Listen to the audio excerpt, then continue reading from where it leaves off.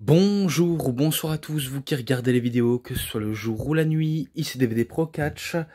Oui, je ne suis pas parti, à part que j'ai un tout petit peu délaissé les vidéos de prévues, et aussi parce que j'étais formellement occupé. Notamment hier, oui, le samedi, où j'ai assisté à un show de catch, parce que si vous avez vu l'affiche que j'ai mise sur mon Instagram, et que oui, j'ai assisté à un show de catch belge qui recrute les catcheurs indépendants du monde entier. Et d'ailleurs, c'était énorme, franchement c'était vraiment énorme. Et si vous me croyez pas, j'ai le truc pour vous prouver.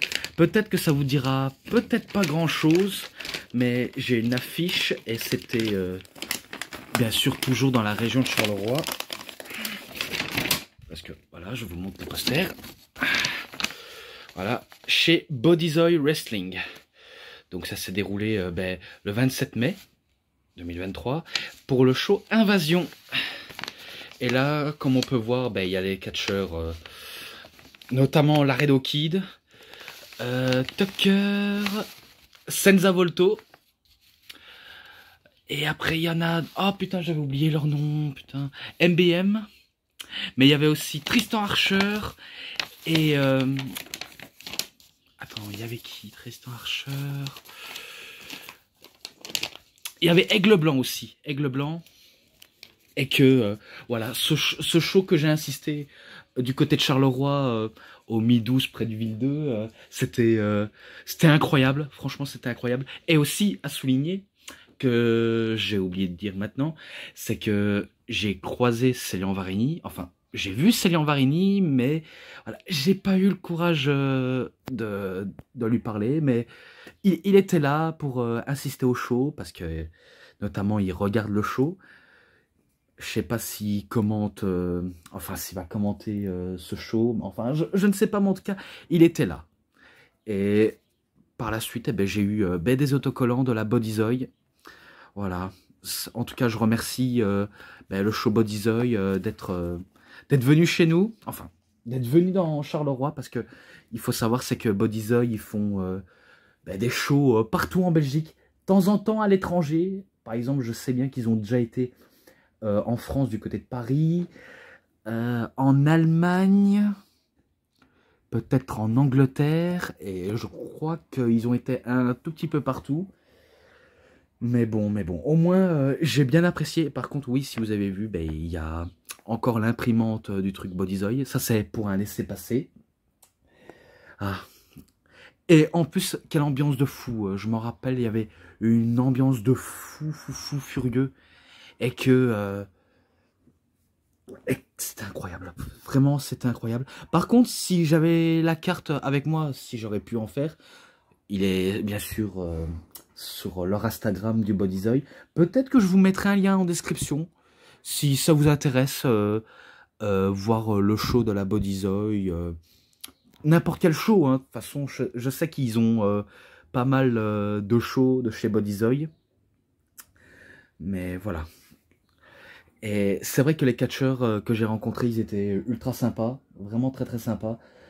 Notamment Senza Volto, Aigle Blanc, il y avait aussi Tristan Archer, comme je vous ai dit, Laredo Kid.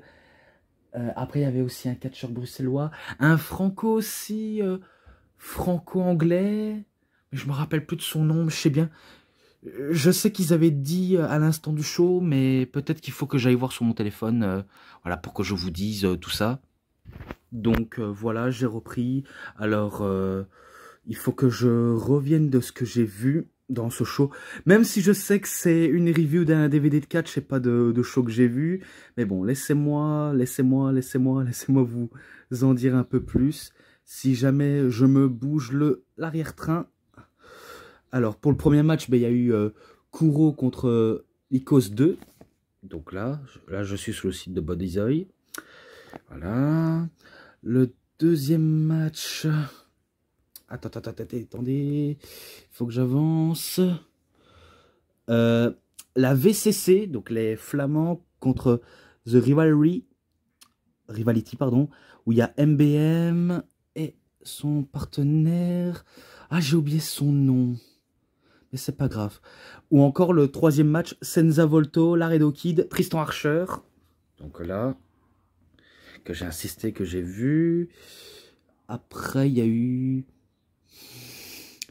Jack Morris contre A-Buck. Et que Jack Morris, c'est un catcheur de la NOAH, de ce que j'ai vu. Voilà. Et il y avait aussi So Catch Bial, donc le youtubeur qui est assisté au show. Et aussi, attendez, Rami Aaron et Hamilton Cormac. Voilà. Et le main event, c'était Aigle Blanc. Attendez. Aigle Blanc contre Tucker. Voilà, Aigle Blanc contre Tucker. Bien sûr, n'hésitez pas aussi à aller sur leur Instagram si vous voulez bien. Mais bon, assez parlé de ce que j'ai vu dans ce show, vu comment c'était... J'ai encore l'esprit de pouillère, hein. Pensez à ce show totalement mythique et totalement... Waouh, j'ai vraiment pas les mots si ce n'est que l'ambiance était folle. Vraiment, il était folle. Mais bon, au moins, vous saviez maintenant pourquoi des fois j'ai pas trop la tête à faire des vidéos. Mais bon, donc la review que je vais m'attaquer, ben, c'est sur 2 DVD de catch de manière différente. Et je sais pas si je vous avais déjà montré, mais je vous le montre. À moins que... Non, je pense pas vous l'avoir montré. Bref, c'est pas grave. Donc, All American Wrestling, volume 1. Je sais qu'il y en a jusqu'au volume 4. Et la Chikara UK Tour 2016. Et c'est un best-of. Mais bon, voilà. Je m'attaque très vite à celui-là. Très vite à celui-là. D'ailleurs, il y a... Ben, il y a ceux-là qui est un peu... Ah, je sais pas, il était un peu mis dans tous les sens. Mais bon, je vais vous citer ça. On a eu Big Dog et Clow, contre The Natural et Bull. C'est The Natural et Bull qui bat Big Dog et Clow. Après des multiples échanges de coups entre les adversaires, voilà. Donc c'est pour ça que ce match-là, je lui mets un 3. Ensuite, J-Rock contre Kamakazi. Alors le match, je m'en rappelle non plus que c'était pas non plus top, un peu comme match par équipe du début, mais qu'ils ont voulu un peu faire de leur mieux pour produire... c'est du produire du bon catch, mais sauf que c'est un peu parti dans tous les sens, c'est que ça un peu, on va dire, lassé, vraiment lassé. Et que c'est J-Rock qui bat grâce à ce que il avait pris un kendo stick grâce à un autre catcheur, mais je me rappelle pas de son nom. Et que il prend le kendo, il court avec le kendo pour lui asséner un violent coup à la tête. Voilà. Donc c'est pour ça qu'il gagne en trichant. Et là, Hannibal versus The Pre-Boys. Enfin, Pre-Boys, Scott et Timothy. C'est Hannibal qui se fait les deux. Voilà, il se fait les deux. Donc c'est quasiment un squash dans le match. Donc 2,90 ou 2,80. 10. 2,90. Et là, ben, Venom versus Wolverine. Alors non, ce ne sont pas des super-héros. Loin de là. À part celui qui a le t-shirt de Venom qui se prend pour Venom. Mais sauf que, voilà, c'est pas Venom. Et Wolverine, ben, il n'est pas déguisé en Wolverine. Car quand j'ai vu ça, je me suis dit, pourquoi ils font ça? C'est un peu ridicule. Je sais que le nom est stylé, mais bon, qu'est-ce que tu vas faire avec rien? Forcément rien, quoi. Je me rappelle, c'était on va dire, un genre de match entre guillemets hardcore, mais pas très violente. Et si je me rappelle bien, ils se battent dans le public jusqu'à ce qu'ils ramènent une table. En plus, c'était dans le public, hein, une table dans le public. Et il faut dire, dans la salle, c'était pas non plus énorme, vu comment il y avait peu de gens. ça se battait, jusqu'à ce que Venom décide de monter dans la... Je crois que c'est comment on va dire une tribune ou un genre de balcon, entre guillemets. Il décide de se lancer pour un splash, mais sauf que c'est lui qui se fait écraser tout seul sur la table. Et ça permet à Wolverine de faire le pin tranquillou et de remporter le match. Alors le match, malgré les différends entre les catcheurs, voilà, j'ai trouvé un tout petit peu bien. Et que ça sauve un tout petit peu le show, même si voilà, je ne le trouve pas non plus exceptionnel. Mais voilà, je lui mets 3,5. Voilà, d'office, je lui mets à 3,5. Et là, ben, je vais enchaîner les 3,20, notamment. Prime Time contre Jason Dux. C'est Jason Dux qui bat Prime Time. Je passe directement de toute façon. J'ai pas envie de trop m'attarder dessus. Tony Denucci contre Magnus Maximus. Tony Denucci qui bat Magnus Maximus grâce à une intervention d'un autre catcheur aussi. Voilà, ça enchaîne des toutes petites interventions. Et le main event, Switch et Psycho contre The Armanis. Alors les gars, je les connais pas. Ils ont pas non plus mis les noms pour mieux, on va dire, comprendre la chose. Heureusement qu'il y avait quelques tout petits noms, mais aussi non, c'est pas non plus très reconnaissable. Je vais pas passer par 4 chemins et je suis obligé d'y aller directement à ce vif de sujet. C'est Switch et Psycho qui bat Armanis, tout simplement. Et c'est aussi 3,20. Et c'est la fin de ce DVD. Oui, c'est pas un de mes DVD que j'affectionne le plus, mais c'était juste pour la découverte et pas pour le côté favoritisme. Voilà. Et maintenant, un show de la Chikara. Et à l'affiche, c'est Fire Hunt, si je crois bien, vu comment, voilà, on dirait un insecte enflammé. Et bien sûr, c'est un DVD de WrestleCrate, j'ai oublié de préciser. Donc oui, WrestleCrate.com UK. Donc ça vient d'Angleterre. Oui. Donc encore un WrestleCrate. Et je sais qu'il y en a encore un WrestleCrate que j'ai pas encore cité. C'est celui des Dudley Boys. Ou encore si on a par exemple un de Mick Foley que j'aimerais bien prendre. Peut-être un de New Jack, etc. Lionheart, John Moxley. Encore un de CM Punk. Bref, peu importe. Mais bon. Et par contre, dans ce DVD-là, il n'y a pas beaucoup de matchs. Il y a 1, 2, 3, 4. Que 4. Oui, je sais. Il n'y en a que 4. Et pour le premier match, Drew Gulak contre The Officer Barkstal. Attendez. Oui, Barkstal. Et c'était à Anniversario Catching Fire le 27 du 5 2016, Aston University, Birmingham. En plus, c'était à Birmingham, à Londres. Eh ben, voilà, un match un peu du côté technique old school, parce que je me rappelle qu'avec Drew Gulak, c'est que du technique old school. Et quand ça s'enchaîne vite, eh ben, ça va s'enchaîner vite avec les deux hommes, surtout plus pour Drew Gulak. Voilà, c'est plus Drew Gulak que son adversaire. Et, spoiler, c'est Drew Gulak qui bat The Barksdal. Enfin, The Barksdal. Voilà, je n'arriverai pas à le dire convenablement, mais c'est lui qui bat. Si je crois bien, en faisant un chicken wing mélangé à un dragon sleeper couché au sol. Et en plus, c'était un de ses finishes. Donc voilà, c'est victoire de Drew Gulak. 3,20, je sais, je le mets ça. Et là maintenant, un match totalement what the fuck.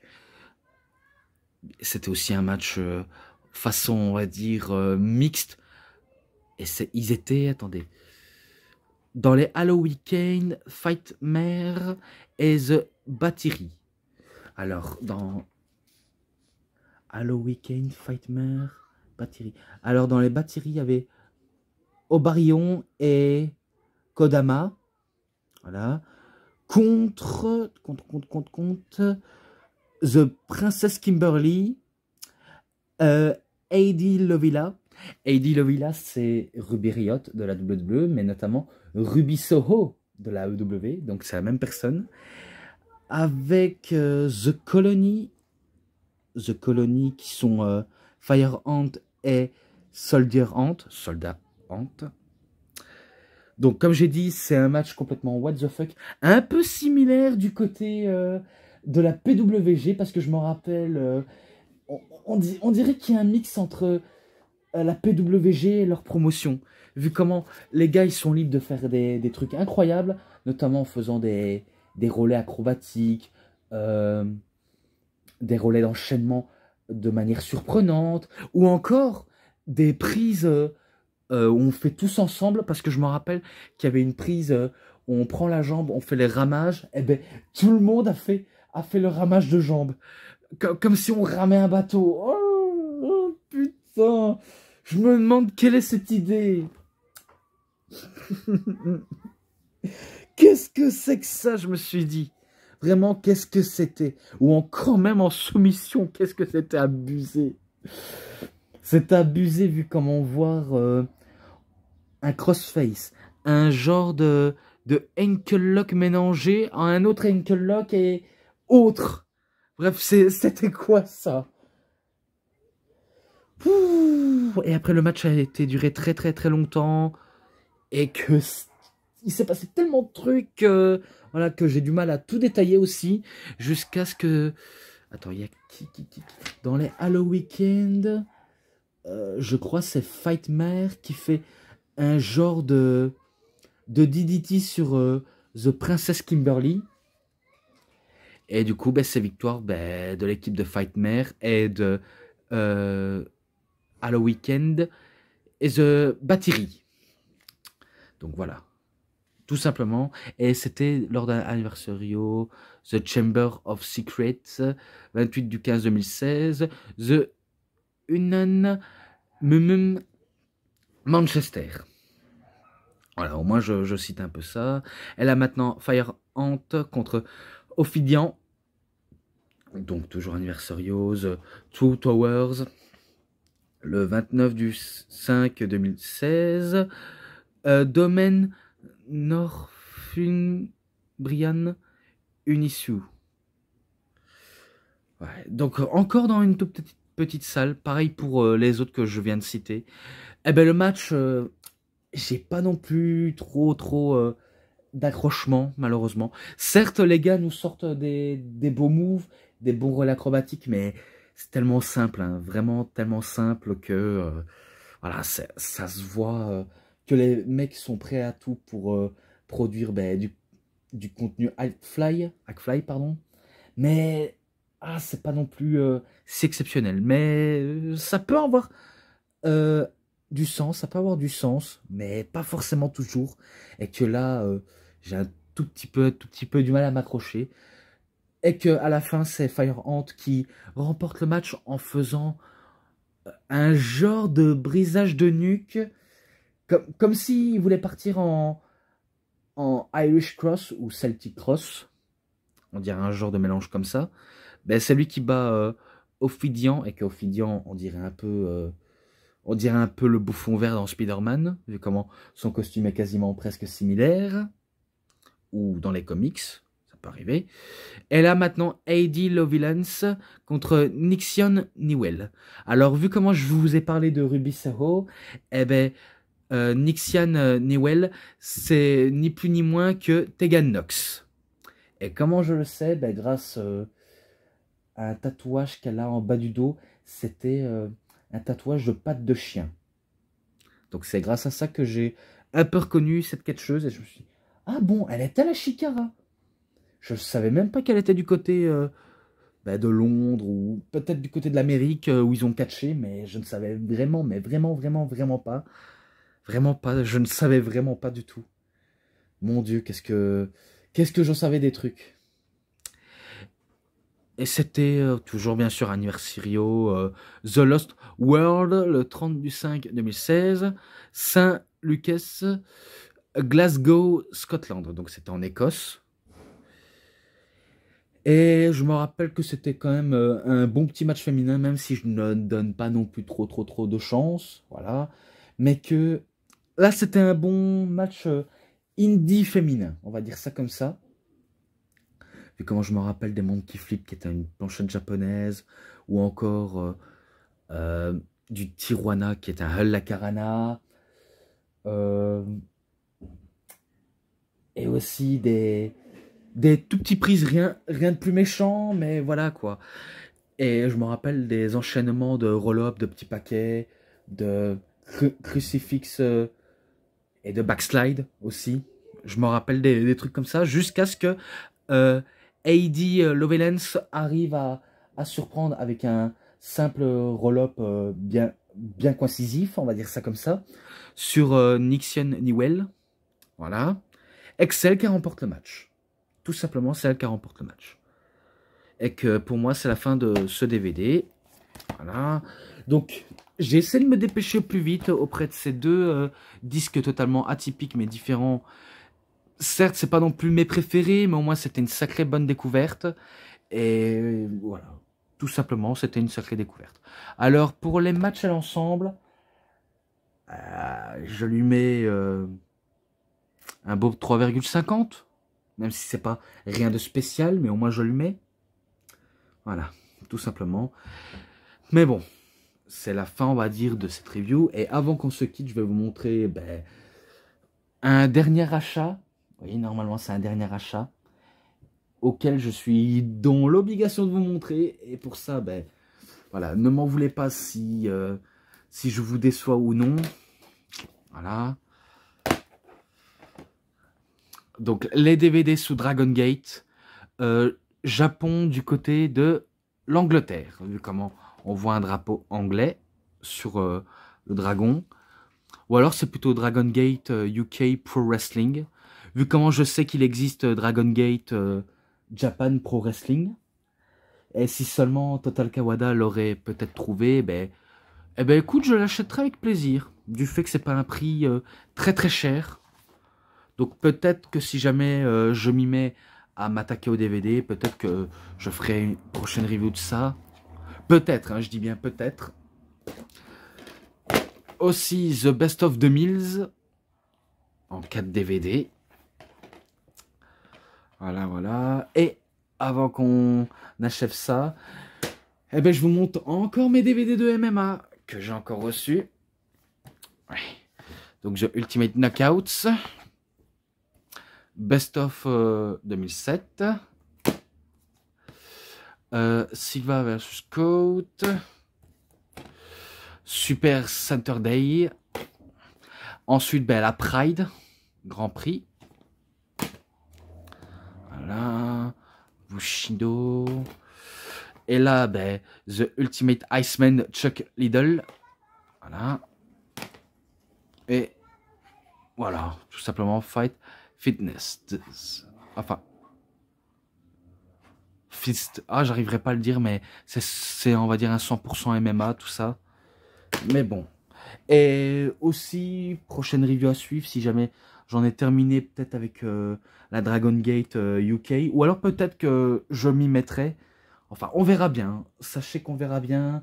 Je peux pas non plus vous promettre oui, non, grand chose. Faut m'excuser pour ça. Mais je vais m'attaquer aussi sur The Wrestling Most Incredible Steel Cage. En 2 DVD. Version bleue, oui. Et je sais qu'il existe aussi en version rouge. Mais sauf que j'ai pas trouvé de version rouge. Mais bon, peut-être une review à suivre si jamais je juge que les DVD sur la Dragon Gate sont un peu trop loin à mon goût, mais que je les citerai tout de même. Voilà, on verra très bien. Mais bon, voilà, c'est tout pour cette review, c'était DVD Pro Catch. J'espère que ça vous aura énormément bien plu. Et si vous avez aimé cette vidéo, vous savez ce qu'il vous reste à faire. Likez la vidéo, commentez, partagez, abonnez-vous à ma chaîne et cliquez sur la petite cloche pour avoir plus des notifications et des prochaines vidéos. Et moi je vous dis bonne journée, bonne soirée à tous. Au revoir tout le monde pour une prochaine vidéo. A plus à tous les fans de catch. Allez, bye bye tout le monde.